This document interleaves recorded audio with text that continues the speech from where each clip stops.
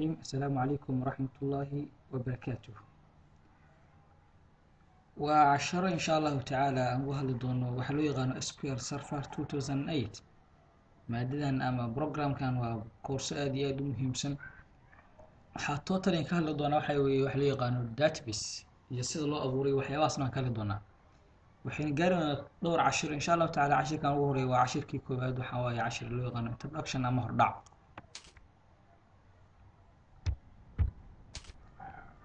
training course with SQL Server وتوبر كسابسن SQL Server كا عدة معناها توبر كان سمينا سنة حواي شعيب محمد شرين content وحيابا عشر كوبين إن شاء الله تعالى عشرة دينا وحكو أركي دونتان وحلو يقانو what's SQL كا وترمحو ياسي what can SQL do SQL كم حنو قبطانك using SQL in your website هذا SQL استعماله website كهذا إيوه محي RDMS محي تاي database tables أما table محي هاي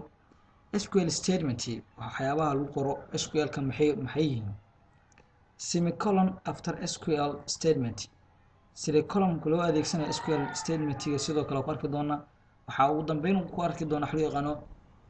types of SQL نوعية أوقع بسمو SQL كأوكل سهر بعناهن DML DDL step قدام بيقولها about the teacher وحيابا كسابسان معناها أما introduction كسابسان me أماني عشر كانوا عشر كوغوري وحاولوا يغنى what is SQL محوية مركة سيدا أوجدي مركة SQL وحا أوجدا إني تاي كلمة لسوقي SQL stands for وحو تاغن هي structured query language مركي S for structure query for Q L for language mid kasta waxay u taagan tahay aragtaan fiya kadib SQL ka markaa faanay waxyaabaha iska saariya SQL ka muxuu noo qabtaa muxuu yahay macnaha asiga SQL ka xalil lets you access waxa ku gali kartaa and manipulate waxaan ugu bedeli kartaa database SQL ka waxa aqoonsan waa American National Standard Institute waa macahad ku yaala dalka Mareykanka ee ka hadla IT SQL ku xalil standard waxa taagan bad laakiin asigu wuxuu hoostagaa ANS ama American National Standard Institute American National Standard Institute waxaa hoostagaa sine there are many different versions of the SQL language waxaa jira baa layidhi noocyo badan uu leeyahay SQL ka waxay ku xiran tahay shirkadda soo saarta markasta waxaa lagu sameeyaa updating ITC-saba meeshii uu iska taagnaa waa iska taagay 2012 ama 2013 xilligan joogno halkuu taagan yahay 2020 ma taagnahay waa iska bedelaa oo fasi kasta ahaatee ANSI standard waxay ka caawisaa ama ka support gareysaa major commands inay ku siiso macnaha commandiyo ama howlo waxa ku qabanayo sida select oo arka doontiin wuxuu leeyahay faa'iido leeyahay waxa nagu akhris update ina wax ka bedeshid delete ina wax delete insert ina wax gelis in similar manner si isku mid ah macnaha halkan wax ku qoran ku ogeysiis series note waxa ogaataa most of the SQL database badana database-da lagu sameeyo SQL ka sidoo kale waxay leeyihiin astaamo ay ku gaar ah they have own property extension waa taqaantiin waa waxa gadaal laga raaciyo markii wax la qoro dot iyo x dot waxdaas leeyihiin in addition to the SQL standard وصار من SQL ku wuxuu SQL ka what can SQL do SQL ka muxuu qabtaa markaa SQL ku wuxuu qabtaa waxyaabo aad iyo aad muhiimsan laakiin waxaan ka soo qaadanay dhowr qodob oo muhiimsan koorsadan aad ku arki doontaan koow midda koowaad ama midda kamid ah waxyaabaha muhiimsan SQL kan execute queries SQL ku wuxuu kiciyaa koodad ku saabsan database-ka SQL ka wuxuu retrieve ku sameeyaa marjac ku sameeyaa database-ka SQL ka waxa wax lagu geliyaa xog in database SQL ka sidoo kale can update waxa wax lagu bedeli karaa recordadii ku jiray database-keena SQL ka waxa wax lagu delete karaa record ku jira database SQL can delete records from database SQL can create new database SQL waxa ku abuur kartaa database cusub sidoo kale SQL ka can create new tables waxa ku samaysan kartaa table cusub iyo database cusub SQL ka sidoo kale waxaa ku samaysan kartaa waxa loo yaqaano stored procedure in database. SQL ka sidoo kale waxaa ku samayn kartaa view oo ah virtual tables oo ku jira database-ka. waxyaabahaas soo sheegnay iyo waxyaabo kale aan qari doono waxay ka mid yihiin waxyaabaha SQL ka oo noo qabto aan ku arki doono insha Allah ta'ala. waxyaabo uu qabtaan ka hadlaynaa ilaa hadda waxa waaye using SQL in your website. SQL u isticmaal website kaada sideen u isticmaalaa marka su'aasha taagan ilaa waxyaabaha loo isticmaalo maxaa la yiraahdaa website ka maan ku arkin SQL ka to build a website si uu dhisay macnaha website that shows some data. website kaas waxa uu tala gashay xoogaa daatooyin oo ku soo akhriyo database. waxa u baahan tahay wax soo socdo. waxa u baahan tahay waxa loo yaqaano an RDMS database program waxa u baahan tahay RDMS ha ahaado MS Access kan Office ku jira ama SQL Server kan hadda ka hadlayno ama kale MySQL saddexaas midkood u baahan tahay kuwa kale lagu sameeyo jira. marka kuwaas waxa waaye back end waa front end waxa u baahan tahay marka waxa ku soo muujinaya maxay marka ekelin waa waxa lagu keedinayo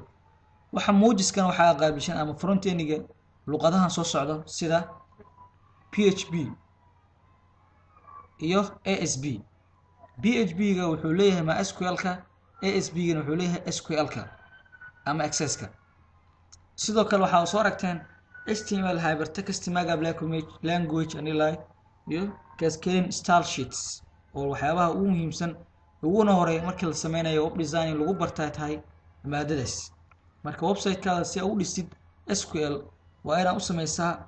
front end waxa loo yaqaan oo ah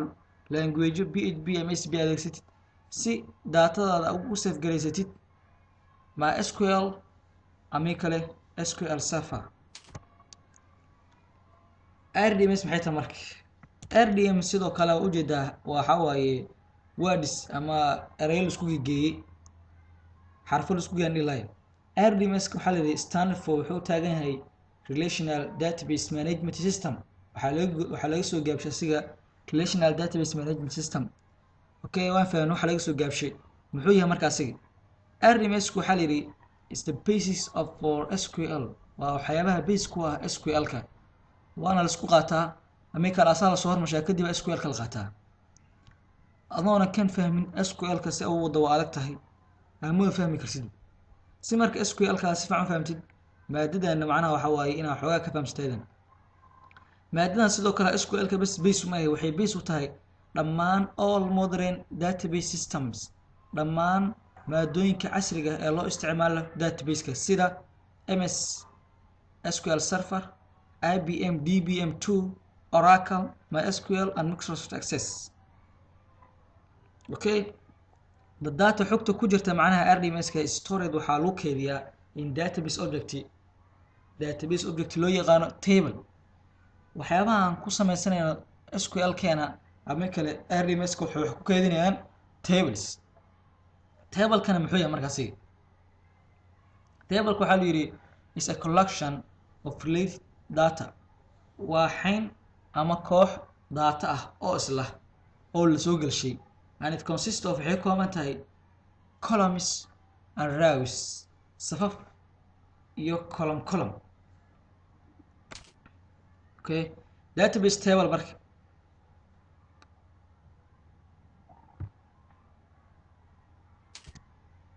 database table most of the often maxaa la yiri database ka badana asiga wuxuu leeyahay hal ama wax ka badan oo table ah. table kaasna each table is identified waxa lagu gartaa oo astaan u ah by name magac. table-ka haduu magac qaatay magaciisa la leeyahay. tusaale ahaan inuu table-ka magac u qaadan noqdo customer table uu keedinayo ama macaamiisha table-ka macaamiisha ama kale orders waxa loo yaqaan ama table-ka dalabaadka. okay table-kana wuxuu ku kooban yahay contains wuxuu ku kooban records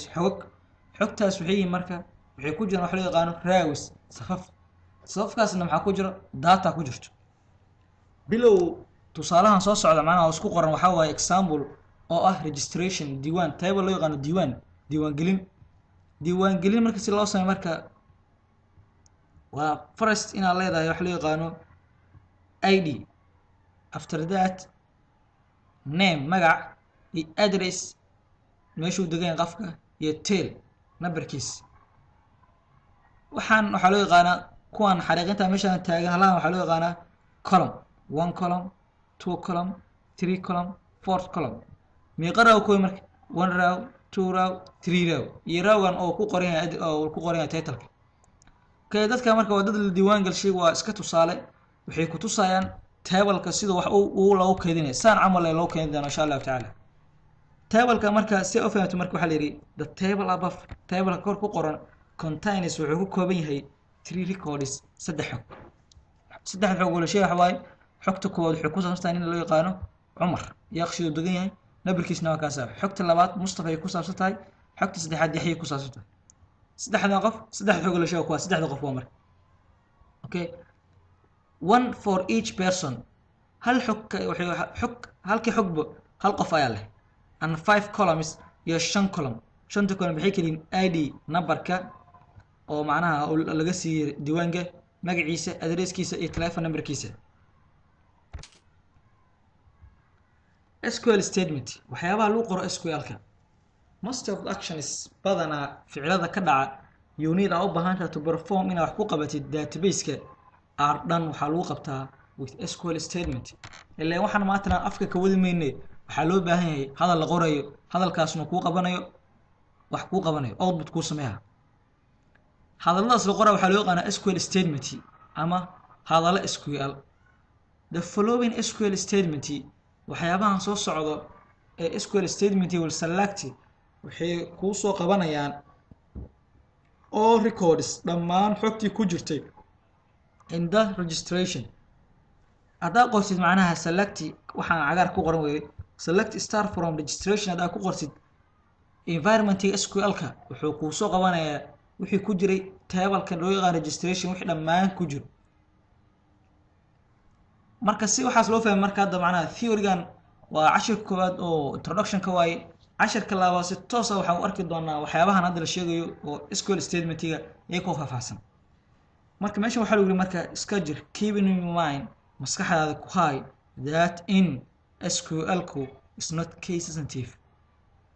maadooyinka qaar waxa lagu qoraa sida program language-ka ama sida case sensitive-ka macnaheedu maxay tahay marka means waxa waaye hadii macnaha aad ka dhigtid waxaan tusaale kale registration sida u jeedin waxa waaye capital letters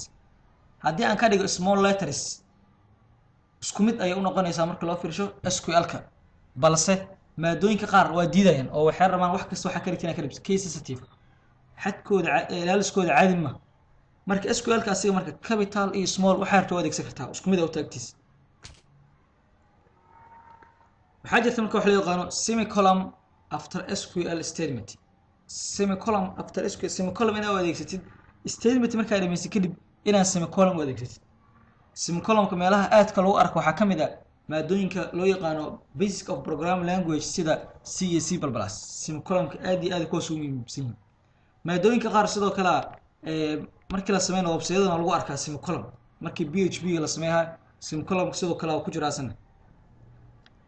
SQL-ka laakiin some database system require qaar ka mid database-yada waxay u baahan yihiin baa la yiri semicolon in la gelsho at the end of each SQL statement markii hal SQL statement la dhameeyo kadib waxay u baahan yihiin in loo dhigo semicolon standard way waa wadada saxda ah to separate lagu kala saaro each SQL statement laba SQL statement markay rabto in iska qasmin semicolon inaad u dhaxaysid allow more than SQL statement to be execute waxay ku ogolaanaysaa in la execute gareeyo waxyaabo badan oo ku sameeyay statement hal mar in same call hal mar server-ka loo diro waxa ku fududeynaya SQL-ka inaad adeegsid semicolon ama kale waxa sameey kartaa mid kasta kaliya select ina saaratid execute waa dhigi kartaa SQL-ka marka laga hadlayo markaas semicolon-ka waa loo adeegsadaa we are using MS Access we are using waxa adeegsanayna macnaha labo soo ku sameey doona insha Allah ta'ala koorsadan iyadoo MS Access la adeegsanayo iyo iyadoo SQL Server la adeegsanayo qaybta hadda markaan ka hadlayno waxa waaye hordhacan wuxuu ku saabsan SQL-ka uu ka hadlaa marka aniga u adeegsamayna marka waxa loo yaqaano waxa la yiraahdaa semicolon u adeegsamayno we do not have to put ma rabno inaan dhigno macnaha SQL semicolon inaan hor dhigno ma rabno sababta maxay tahay laakiin qaar ka mid ah waxaa la yidhi some database program for use it hadda SQL-ka inaan u isticmaalno macnaha ma rabno ee waxaa ogaataa maadooyinka loogu talagalay database-ka in lagu isticmaalo semicolon si loo kala saaro laba SQL statement haddaa rabto waa isticmaali kartaa haddaa rabtona uma isticmaali kartid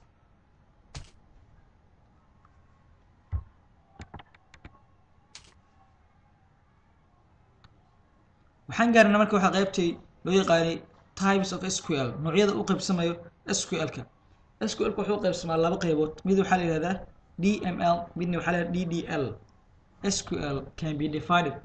SQL-ka waxaa loo qaybshaa in two parts laba qaybood oo aad iyo aad u weyn qaybta koowaad waxaa weeye data manipulation language waa DML qaybta kalena waxay tahay data definition language DDL the query koodadka la qorayo and update commands-ka for DML part waxay ka tirsantahay baa DML waxaa ka tirsan select update delete insert sida u jeedin macnaha DML kaasi waxa waa wax samaysan leh wax laga bedelaa mar inay sameeyso select maxay qabataa mar extracts data from database inay kaaga soo akhriso wax ku jira ama ku aragtid to show data in database kaada ama table kaada wax ku jiray inay aragtid marka aragtid select aad leedahay iyo soo muuji update maxay samaysaa marka to change data in database updates ama changes waxay ka bedelaysaa data ku jirtay database kaada marka waxayna ka bedeshay rabtid waxa adeegsanaysaa waxa loo yaqaan update delete ku soo hor delete ardayda dhigdul waa taqaanta delete waxa la yiri wuxuu tirtiraa data xogta ku jirtay from database insertna maxay qabataa insert new data waxay gelisaa xog cusub into database kanaga waxay gelisaa xog cusub marka DML data manipulation language-ka wuxuu sameeyaa bas asiga only wax samaysan inuu wax ka bedelo bas mar inuu sameeyo select wax ka soo akhriyo mar inuu update sameeyo wax change sameeyo mar delete oo removing sameeyo mar insert oo wax geliyo qaybta kale waxa weeye waxa loo yaqaan DDL part of SQL primitive database waa qayb ka mid ah baa la yiri SQL-ka waa data definition language waxay leedahay iyada waxa loo yaqaan keys sidoo kale iyada waxay ka kooban tahay inta hadda soo sheegnay qayb ka badan iyada waxa weeye waa plowga camal waa creation iyada waxa weeye plow waxin la abuuro waxyaabahaas ka bilaabay tusaale ahaan iyada waxyaabaha lagu qabto waxa kamid ah create database inuu ku abuuro new database marka aad abuurto waxaad adeegsanaysaa waxa loo yaqaan create database wuxuu hoostaga data definition language create database wuxuu sameeyaa create wuxuu abuuraa new database cusub alter database wuxuu sameeyaa alter database waxyaabo badan uu sameeyaa kuwa muhiimsan waxay yihiin modifies a database wax ka bedel sidoo kale asna create table wuxuu sameeyaa asna create wuxuu abuuraa new table cusub alter table maxay sameeysaa modifies a table kaada wax ka bedeshay sidoo kale drop table waxa waaye delete table ka ay bixisaa create indexna wuxuu ku abuuraa searching keys ama index wax loo yaqaan drop indexna waxay ka tirtirtaa index ka samaysatay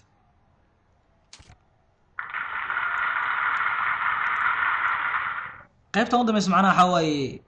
macluumaad ama xog yar oo ku saabsan cidda macnaha sameynaysa koorsadan about the teacher baan u bixinaa marka magaciigu macnaha dhameystiran waxa waaye marka ardayda qaar waxa laga yaabaa inay dhahan yaa way qofkan waa magaciigu dhameystiran waxa waaye Shucayb Maxamuud Maxamed naanes waxa jirta marka caan ku ah jaamacadda iyo meelaha kale waxa waaye Shurayn waxaan dhigtaa marka faculty loo yaqaano business information technology waa faculty aad u muhiimsan waa two way opportunity oo lagu naanaysaa waxa waaye business iyo technology ama IT waxaan ka dhigtaa marka mid ka mid ah jaamacadaha dalka Soomaaliya kuwa weyn ugu jirta waxa waaye University of Somalia UNISO maadada marka aniga hadda course-kan sameeyay ujeedka uu sameeyay waxay marka ardayda macnaha walaalahayga ee jaamacadaha dhigato ee maadadan ku aragtahay si aan ugu faa'iideeyo maadada marka aniga grade-ka ama points-ka ama dhibcaha ka haysto waxa weeye exam-ka 98 oo boqolkiiba 2 laga hartay wixii macnaha tala iyo tusaale ah fikir ah xiriir dheeraada ciddii macnaha sii rabto waxay igala soo xiriirti kartaa adresskan oo isku qoran ciwaanka ah shurayn 8@gmail.com ama kale shucayb ben_skoytman@hotmail.com ama nambarada hoos ku qoran 657 616571964 waana mahadsantiin cashirka introductionka alahan uu ku egyahay copyrightka macnaha waxaa iska leh brandiga waa me aniga macnaha waana loogadaas baa iska leh waana mahadsantiin wasalaamu calaykum waraxmatullaahi wabarakaatu